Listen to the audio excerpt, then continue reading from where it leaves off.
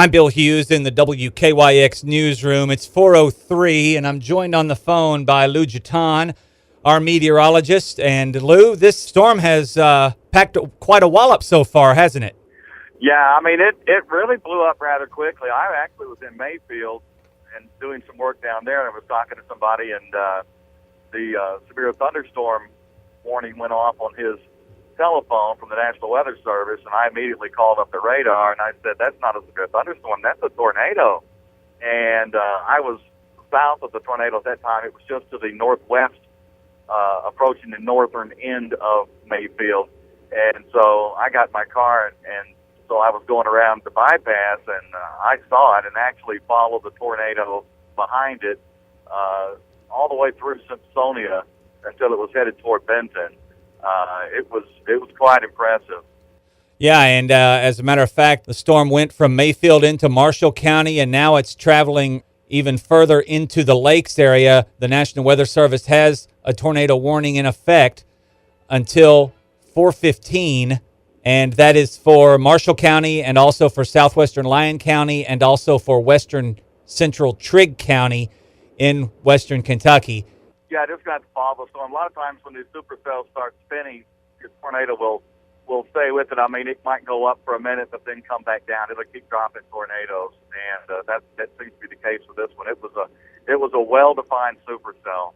All right, and we've also heard that there has been damage reported in Mayfield. We've heard that possibly all the way from Mayfield into Marshall County. We've also heard that there are travel issues. Specifically, Highway 45 in Mayfield, we've heard that traffic may be at a standstill in that area because of damage near the Purchase Parkway interchange. Specifically, we heard that there may have been damage at Youngblood's RV and that there were possible RVs on Highway 45 blocking traffic. That was approximately a half hour ago. Who knows what type of progress has been made in that area. Lou, Yeah. as far as this cell, as it travels toward Lyon and Trigg counties, what should people do? What can they expect? Well, I mean, you want to do the common sense thing that we always preach. I mean, you want to take cover in the most interior room of your home. If you can, if you've got a basement or something, obviously you want to get down there. But get to the most interior room of your home. What it is, you just want to put as many walls between you and the tornado as possible. And it doesn't hurt, too, to have, to cover your head with some pillows and things like that or whatever have you, just for a little extra protection. The most current information I'm seeing from the National Weather Service saying they were watching rotation heading toward Lamasco, Kentucky, and southeastern Lyon County. They did not have any reports of tornadoes yet in Lyon County, but they are still warning people to take shelter. The rotation was strongest near the Marshall, Trigg, and Lyon County lines, moving east and northeast. Yeah, I mean, as area. long as that supercell is alive, there's a good chance that it's going to drop some more tornadoes. So you just need to watch it. There have been reported power lines down. Anyone who has power down at their home, if you can tell that it is the line coming to your home, that it's not somewhere further down the street or somewhere that's supplying from further away, in Graves County, you'll need to call West Kentucky Rural Electric Co-op, and that telephone number is 270-247-1320. I'm Bill Hughes in the WKYX and WNGO newsroom, and I'm joined on the phone by Shirley Yarbrough. And Shirley, I understand your home has been damaged by this storm. Is that right? Yes, sir, it sure is. It is. My garage is destroyed. I have no garage left. My car, all the windows and stuff is broken, all in my vehicle. It moved my vehicle around. It moved the guy next door's vehicle to the other side of the road, and the roof of my house is like half of it is gone, and I have trees and stuff and debris and stuff is all over my yard and all over the place. Okay, and just so our listeners will understand, Shirley, where exactly do you live as far as just a general area there in Graves County so people can know where this storm actually passed through? I live on Jimtown Road, right out past Gilliam Thompson's, out that way. it destroyed there's like about 4 or 5 houses all in there, and it messed all these houses up. Okay. Yes. Were you at home when this happened?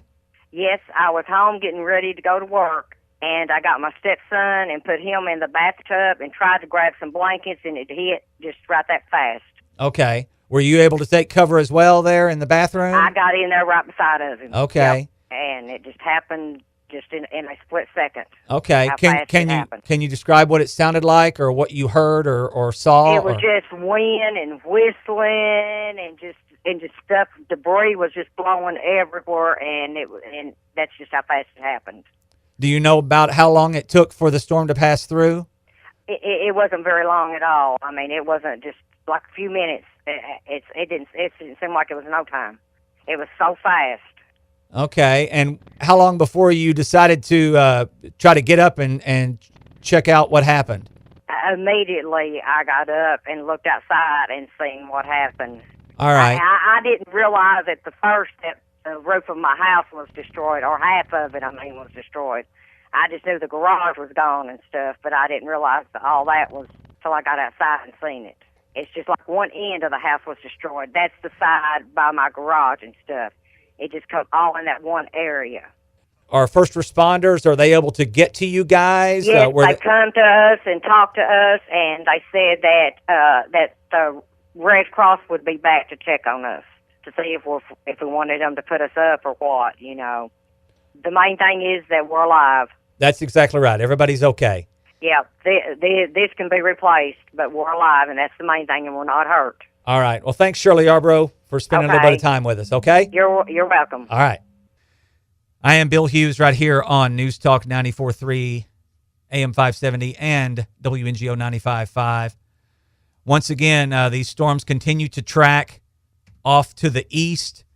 As we were discussing the storm damage to Shirley Yarbrough's home, the tornado warning was issued for northern Pope County in southern Illinois, also for northeastern Johnson County in southern Illinois until about 5:15 p.m.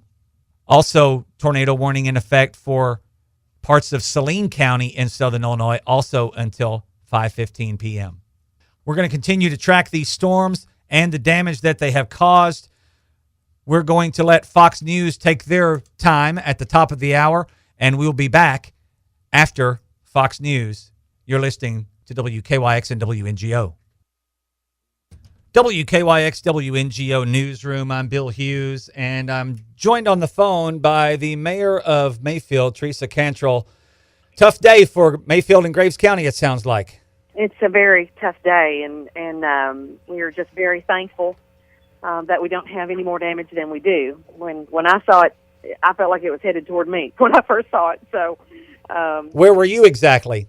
At City Hall. I was actually walking out the door to go to a doctor's appointment at Jackson Purchase Medical Center, and one of my employees, I just felt like, I said, man, the thunder sounds really odd. You know, it was just an ongoing, just like a rumble. And my one of my employees from the police department came around the corner. She couldn't speak. She was just pointing behind me, and I turned around and saw it. And I ran back into City Hall and told everybody to get in the basement. There's a tornado coming, and we all just like dropped what we were doing and went to the basement. It came up so fast out of nowhere, and I've been on the phone with actually the Weather Channel, who reiterated that it did come out of nowhere. There was no warning. There was no way that we could have, known that it was gonna happen. By the time that we were already in the basement, by the time we could get the tornado sirens before we heard the tornado sirens. So it was very, very scary time. Okay, and as far as all of your finest who have been out, what have they reported to you as far as damage or the situation right now? We think the damage that was closest to the city is just beyond our city limits on the other side of the 69 and what is the Purchase Parkway, going to be 69 coming through there at 45 North. Lots and lots of damage in that area around Lane Drive. Lots of houses down. Our fire chief and ambulance directors reported that they have transported between 5 and 6 people so far injury related. I don't know the level of the injuries, but he's trying to keep me posted that way. They're still searching through the rubble to make sure that there's nobody there, because some of the houses are just that badly damaged that they're having to search. We're trying to have our guys out there too as well, outside of the city limits, and helping in whatever ways that they can. We do have a shelter that's open in the city at First Baptist Church. Their fellowship hall is open for anyone who's displaced, anyone needing emergency shelter. Okay. Now, as far as utilities, power, water, have there been any issues there in Mayfield? Our power was out for a while. In the city, it's back on. In areas it's on. I don't know that it's on everywhere, but I understand that there are several areas in the county that are out. I just saw Georgianne Lukoski from West Kentucky Rural Electric saying that their people were out, trying to do what they could to get power restored. Okay, and as far as the city of Mayfield, do you anticipate anything like a curfew tonight or anything like that in an effort to keep people safe? Well, have you discussed anything with the judge executive or anything like that? I don't think so. I'm going to say that as far as I'm concerned. Now, in the county maybe, but my comment is if you don't have business and don't have a reason to be out, don't get out. We need everybody to stay in and let the emergency personnel take care of it. Okay. Is there anything that you want to share with anyone who's listening well, as the mayor? I just think that anybody in the city of Mayfield needs to get on their knees and just thank God that we're safe tonight, because it could have been a much worse story than what we're seeing, because it originally was headed right toward Grace County Middle School, Grace County Central Elementary, the hospital. I mean, but by the grace of God, it didn't take a turn and hit those places. So we're very, very fortunate today to even be able to carry on this conversation. So, all right. Well, Mayor Teresa Cantrell from Mayfield, I appreciate you talking with me for just a few minutes this afternoon. Thank you. Thank you very much. Bye-bye. That is Teresa Cantrell, the mayor of Mayfield, giving an update there in Graves County. And as I was speaking to her, the National Weather Service issued a tornado warning for Pope County, and there's also a tornado warning for Hopkins, Christian, and Muhlenberg counties in Kentucky until 5:45 p.m. The tornado warning for Pope County is set to expire in about 5 minutes. The tornado warning for Saline County in southern Illinois is set to expire here in about 5 minutes. This situation has been ongoing since about 3 p.m. Our immediate western Kentucky area is now dealing with the aftermath of these storms, but the path of this storm continues to move further toward the Pennyroyal region of western Kentucky. Joe Jackson is on the phone with me, and he is our news director here at WKYX and WNGO, and he's made it to Mayfield, and we've had some actual communication problems because of the storms. Joe, what have you seen and heard there in Mayfield and Graves County? I'm on Highway 45 right now, across from Bennett Motors. Bennett Motors, the building itself is okay. The 3 little buildings around it are all damaged. Every vehicle, about 40 of them, all damaged beyond repair. It came across 121, then across 45, and hit Bennett Motors. And on its way, it hit Hawkins Used Auto Parts. Lots of trees down, of course. Lots of power lines down, debris everywhere. And then it crossed the highway here on 45 and went down Wayne Drive, and that's where I think most of the damage is.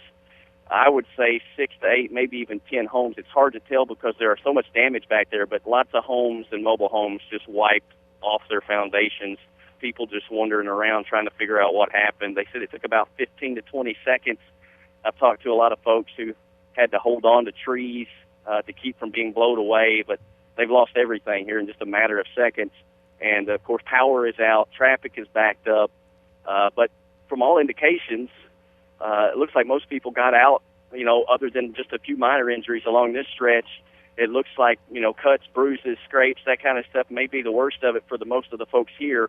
Just a lot of damage. It's going to take a lot longer to clean up than it did for this to actually cause the damage. Just a few seconds, but, man, it caused a lot of damage. And it's kind of chaotic right now. If you don't have to come through 45 into Mayfield, try to find a different route because it's it's tied up right here at the Purchase Parkway. It's just a big mess here. A bad day for Mayfield. Yeah, we spoke to Mayor Teresa Cantrell a few minutes ago, and she said that she had heard that there were maybe a half dozen people who were taken to the hospital there off of Wayne Road. Yeah, the ambulances and paramedics got here pretty quick. There was a lot of debris on 45, even some of the campers from Youngbloods that was blocking the road. It took them a while, but once they got up here, they got everybody out that needed treatment. From all indications, you're talking about minor injuries for the most part.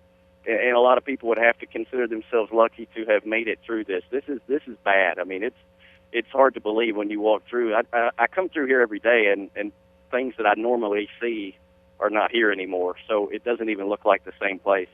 Well, Joe, we appreciate you reporting in with us, and we may check back with you here in just a little bit, okay? All right, thanks a lot. All right. That's Joe Jackson on the scene in Mayfield on Highway 45 in the aftermath of this storm. And as he said, what took 30 seconds or less is going to take months to repair. Some people, as he said, have lost everything.